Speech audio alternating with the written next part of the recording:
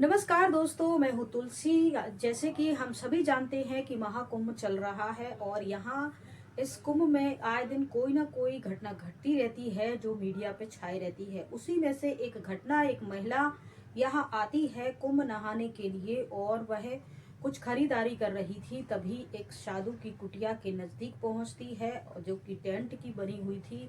वो साधु वहां से उस महिला को अंदर खींच लेता है और ये नजारा जब आसपास के लोग देखते हैं तो उनके मन में जिज्ञासा आ जाती है कि ये साधु उस महिला को अंदर क्यों ले गया है, चल क्या रहा है। तो लोग अंदर झांक के देखने लगते हैं और फिर जो नज़ारा उन्होंने देखा तो देखकर सब सन्न रह गए। ये साधु कौन था, वो महिला कौन थी और क्यों वो उसको अंदर बुला के ले गया था और उसके साथ क्या कर रहा था। आइए इस पूरी कहानी को शुरू से समझते हैं। दरअसल ये घटना है उत्तर प्रदेश के कौशाम्बी की। यहाँ एक परिवार रहता है जिसके माता पिता और दो बेटे रहते हैं। पहला अभिषेक, दूसरा अमन। अभिषेक जो कि बड़ा हो चुका था, फिर भी बचपन से ही उसकी पढ़ाई लिखाई में ज़्यादा मन नहीं रहता था, लेकिन वह अपने मंदिर जाता था और जो भी वहाँ साधु सन्यासी बैठे रहते थे उनके साथ बैठा रहता था, बातें करता था। धीरे धीरे वह उनके साथ चिलम, तंबाकू वगैरह जो भी वो खाते पीते थे, चिलम पीते थे, ये लड़का भी उनके साथ चिलम पीने लगता है। इनकी ये हरकतें देखकर उनके माता पिता बड़े दुखी रहते थे, परेशान रहते थे अभिषेक को लेकर कि इस लड़के का क्या होगा। वो अपना कोई निर्णय भी नहीं ले पा रहा था कि वो वहां भी चला जाएगा या घर गृहस्थी जीवन जिएगा। हालांकि इनके पास अपनी खेती बाड़ी थी, उससे अच्छा खासा घर में सब कुछ ठीक चलता था, लेकिन इसके अलावा भी तो लड़के को कुछ करना चाहिए। ना तो वो खेती बाड़ी पे ध्यान देता है, ना पढ़ाई लिखाई उसने ढंग से करी है और ना ही वो किसी काम पर ध्यान देता है। सारा दिन मंदिरों पे बैठकर वो सन्यासियों के साथ चिलम पीता रहता है, नशे में धुत रहता है। ये सब देखकर माता पिता को बड़ा दुख होता था और माता पिता सोचते थे कि इसकी इस आदत को कैसे छुड़ाया जाए, इसके मन में क्या चल रहा है कैसे पता करा जाए। उनके मन में ख्याल आया कि चलो इसकी शादी कर देते हैं, जिंदगी में पत्नी आएगी, जिम्मेवारी बढ़ेगी तो शायद कुछ बदलाव आएगा। तब वह एक लड़की देखते हैं अपने रिश्तेदारों में और लड़की अनुराधा होती है। उनको पसंद आ जाती है, देखने में सुंदर सुशील लड़की होती है। पहली ही नज़र में अभिषेक के माता पिता को ये लड़की पसंद आ जाती है और वह अनुराधा की शादी अभिषेक से करवा देते हैं। अभिषेक और अनुराधा अपना वैवाहिक जीवन जीना शुरू करते हैं, लेकिन ये जो लड़का होता है इसकी आदतें वैसी ही होती हैं। ये जाता है सारा दिन मंदिर में बैठ के साधुओं के साथ चिलम वगैरह पीता रहता है। इस पर इनके माता पिता बहू से कहते हैं कि देखो बेटा, तुम उसको समझाओ कि वो वहाँ ऐसे सारा दिन ना बिताए, कभी सुबह शाम या एक कोई टाइम फिक्स कर ले, वो मंदिर में जाए, जो भी उसके मन में रहता है तो वो करे। तब उसकी पत्नी कहती है कि देखिए जी, अब आप हम आ गए हैं घर में तो थोड़ा सा समय हमें भी दिया कीजिए।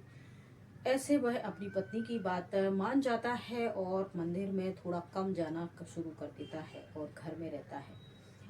धीरे धीरे मंदिर जाना बंद कर देता है और घर में ही पड़ा रहता है। कुछ दिन बीत जाते हैं और उनकी जो अनुराधा होती है वो प्रेग्नेंट हो जाती है और कुछ समय बाद उसको एक बेटा हो जाता है। अभिषेक और अनुराधा का एक बेटा हो जाता है।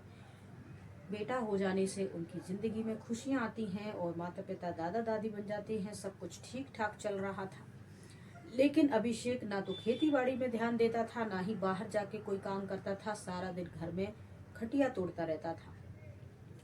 फिर घर के जो भी सास ससुर थे वो बहू से कहते, देखो बेटा, तुम्हारी बात मानी थी, उसने मंदिर जाना बंद कर दिया, चिलम पीना बंद कर दिया है। अगर तुम उसे समझाओगी कि कोई काम काज करे तो अच्छा रहेगा। इस पर अनुराधा कहती है, जी हमारा एक बच्चा हो गया है, वो धीरे धीरे बड़ा भी हो रहा है, कल को उसके खर्चे होंगे, तो आप या तो अपने छोटे भाई के साथ खेती कीजिए या फिर कहीं अलग से कोई काम कर लीजिए। इससे घर में थोड़ा पैसा आएगा और हमारा जो रहन सहन है वो थोड़ी सी आसान हो जाएगा। तब उसकी बात समझ में आ जाती है और अभिषेक बाहर काम करने के लिए चला जाने लगता है। कुछ दिन काम करता है और जो भी पैसा उसका होता है वह नशे में उड़ाता है। घर में एक रुपया भी वो नहीं देता है। फिर की स्थिति जस की तस ही रहती है और उसके माता पिता कहते हैं कि देखो बेटी, उसे समझाओ कि वो घर गृहस्थी की तरफ भी बच्चों की तरफ ध्यान दे। इस पर अनुराधा कहती है, आप उनके माता पिता हैं, मैंने तो अपनी तरफ से समझा लिया है, लेकिन वो घर में कुछ पैसे वगैरह भी नहीं देते, सारा पैसा जो कमाते हैं नशे में उड़ा देते हैं। इसके बाद उनके माता पिता अभिषेक को समझाते हैं, लेकिन वो नहीं मानता है और धीरे धीरे जो बच्चा है 4 साल का हो जाता है। 5वीं साल में बच्चा लग जाता है, स्कूल का समय हो जाता है और वो अनुराधा कहती है, हमारा बच्चा बड़ा हो रहा है, स्कूल जाना है, कुछ पैसे वैसे आप बचाया कीजिए, सारा पैसा आप लुटा देते हैं, नशे में धुत रहते हैं। इस पर अभिषेक नाराज होकर घर छोड़ के चला जाता है। अभिषेक कहाँ जाता है, किससे मिलता है, क्या करता है, किसी घर परिवार में किसी भी सदस्य को कुछ भी वो बता के नहीं जाता है और चला जाता है। जब आसपास पता किया जाता है अभिषेक कहाँ है, तो कुछ भी उसके बारे में जानकारी नहीं होती है। वो मंदिर ही जाता था जहाँ कुछ साधु सन्यासी बैठे रहते थे, उनके साथ चिलम पीता था, शायद उन्हीं लोगों के साथ वो चला गया है। बात यहाँ खत्म हो जाती है। छोटे भाई की शादी होती है अमन की, और फिर देवरानी आ जाती है घर में। देवरानी देखती है, मेरा जेठ तो चला गया है, अब जेठानी है, उसका एक बच्चा है, मैं क्यों ना कुछ ऐसी तरकीबें लगाऊं कि जेठानी भी यहाँ से चली जाए और खेती बाड़ी घर मकान पे सिर्फ मेरा ही राज हो। देवरानी हर छोटी छोटी बात का बतंगड़ बना के घर में लड़ाई झगड़े का माहौल बनाने लगती है, और जैसा कि वो सोच रही थी 2-3 महीने, साल, 6 महीने में भी वह ऐसा माहौल क्रिएट कर देती है कि जेठानी परेशान होकर अपने मायके जाने की बात अपने सास ससुर से कहती है। वो कहते, बेटा तुम मायके कितने दिन रहोगी? वो कहती हैं कि मैं अपने माता पिता से बातचीत कर लूंगी और कुछ वहीं गुजर बसर करूंगी, अपने बच्चे की देखभाल करूंगी, मेरे पति का तो कुछ अता पता है नहीं, और यहाँ रहकर मैं क्या करूंगी। ये कहकर वह जो अनुराधा होती है मायके चली जाती है अपने बच्चे को लेकर, और उनके माता पिता जो होते हैं वह अनुराधा को एक फॉर्चून की दुकान खुलवा देते हैं। उससे ही अनुराधा अपना एक कमाती है, गुजर बसर करती, बच्चे की परवरिश करती, उसे पढ़ाती है। ऐसे ही वक्त गुजरने लगता है और जो अभिषेक होता है उसका कुछ पता नहीं होता है। इसके बाद जब कुंभ का मेला लगता है तो अनुराधा के मोहल्ले के सभी लोग कुंभ नहाने के लिए जा रहे होते हैं, तो वह अनुराधा को भी ऑफर करते हैं कि तुम चलो कुंभ नहाने के लिए। इस पर कुछ 5 साल लगभग इसको हो चुके थे और वह अपने 10 साल के बच्चे को लेकर कुंभ नहाने के लिए चली जाती है। कुंभ स्नान करने के बाद अनुराधा घूम रही थी मेले में और इधर उधर दुकानों पर देख रही थी, कुछ उसको जो भी जरूरत का सामान लगता था सब वो ले भी रही थी। स्नान करते हुए उसे और बाजार में घूमते हुए और मेले में घूमते हुए ये सन्यासी उसे देख लेता है। सन्यासी उसको फॉलो करता जाता है और जैसे ही वो अपनी कुटिया के नजदीक पहुंचता है, वह अपनी कुटिया के दरवाजे, यानी जो भी उसने टेंट बना के रखी थी, कुटिया टाइप का टेंट का, वो उसके दरवाजे में खड़े इस औरत को देखता रहता है। औरत की नज़र जब उस पर पड़ती है तो वह उस की तरफ देखती है, दोनों की नजरें टकराती हैं, तो ये जो सन्यासी होता है इशारे से उसको अपने अंदर बुलाता है। अनुराधा उसके पास चली जाती है, अपने बेटे का हाथ भी थामे रहती है। उसके मोहल्ले के जो लोग उसके साथ गए थे उसमें से एक व्यक्ति नोटिस कर रहा था कि ये व्यक्ति उसे बहुत देर से फॉलो कर रहा है और अब उसे अंदर बुला लिया है। अंदर बुलाने के बाद उसके टेंट के बाहर जो पर्दा लगा हुआ था वो लगा लेता है अच्छे से और अंदर चला जाता है। इस व्यक्ति को कुछ संदेह लगता है कि शायद अंदर कुछ गलत काम ना हो, ये हमारे मोहल्ले की औरत हमारी जिम्मेवारी पे आई है, हमारे गांव की बेटी है, अगर इसके साथ कुछ घटना घटी तो हम पर बात आएगी। यही सोचकर वह झांकने लगता है और अंदर का नज़ारा देखकर वो भी सोचने लगता है कि आखिर ये सब चल क्या रहा है। दरअसल जो सन्यासी था वह इस औरत के पांव पकड़े रो रहा था और कह रहा था, मुझे माफ कर दो अनुराधा, मुझसे बहुत बड़ी गलती हो गई है।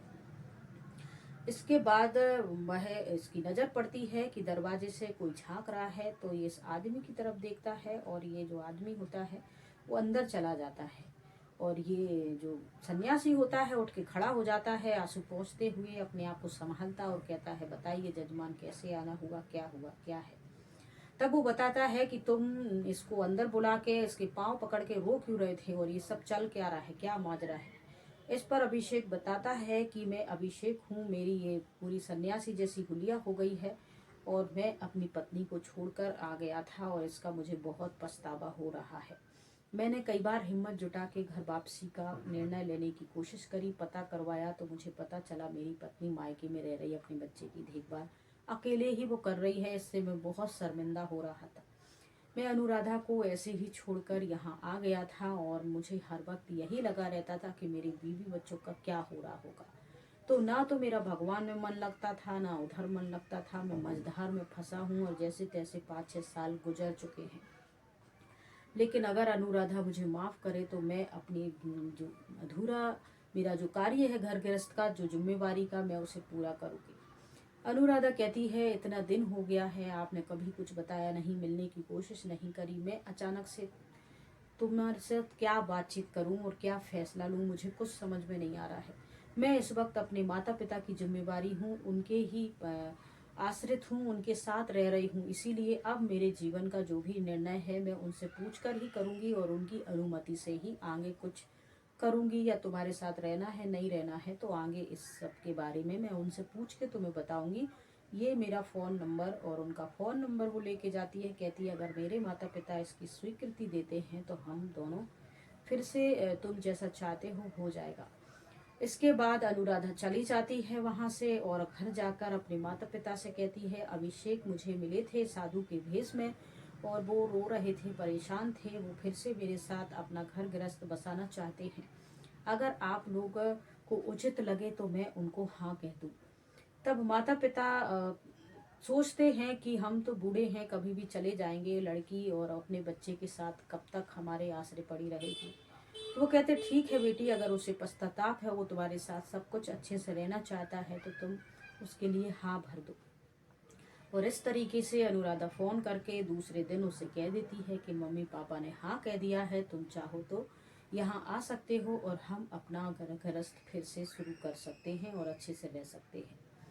इसके बाद जिस सन्यासी से दीक्षा लेकर वह ने सन्यास जीवन लिया था, वह अपने गुरु के पास जाता है और कहता है, गुरु जी मैं वापस अपने बीवी बच्चों के पास जा रहा हूँ और अपना पहले घर गृहस्थ का धर्म है वो पूरा करूँगा, उसके बाद मैं आपकी शरण में वापस आ जाऊँगा। क्योंकि मैंने उनको अकेला छोड़ दिया था नशे की धुत में, और अब मुझे जाके कुछ दिन बाद होश आया था कि मुझे अपने कर्तव्य को पूरा करना चाहिए, जिम्मेवारी को पूरा करना चाहिए। इसके बाद परमात्मा की शरण में आना चाहिए। इसमें गुरुजी भी उन्हें आशीर्वाद देते हैं कि जाओ बच्चे, तुम अपना पहले गृहस्थ धर्म पूरा करो, उसके बाद तुम परमात्मा को, क्योंकि इधर उधर लटके रहोगे, भगवान में भी बुद्धि नहीं लगेगी, तो फिर क्या फ़ायदा ऐसे जीवन का। फिर वो वापस आ जाते हैं और अनुराधा के साथ अपना घर गृहस्थ बसा लेते हैं और खुशी से रहने लगते हैं। तो दोस्तों, आपको ऐसी कहानी कैसी लगती है, अपना ओपिनियन ज़रूर दें, और अगर कहानी जरा सी भी अच्छी लगती है तो एक लाइक ज़रूर कर दें। और चैनल पे पहली बार आए हैं तो सब्सक्राइब कर लीजिए, क्योंकि ऐसी पारिवारिक इंटरेस्टिंग कहानियाँ मैं आपको लेकर आती रहती हूँ। शुक्रिया दोस्तों।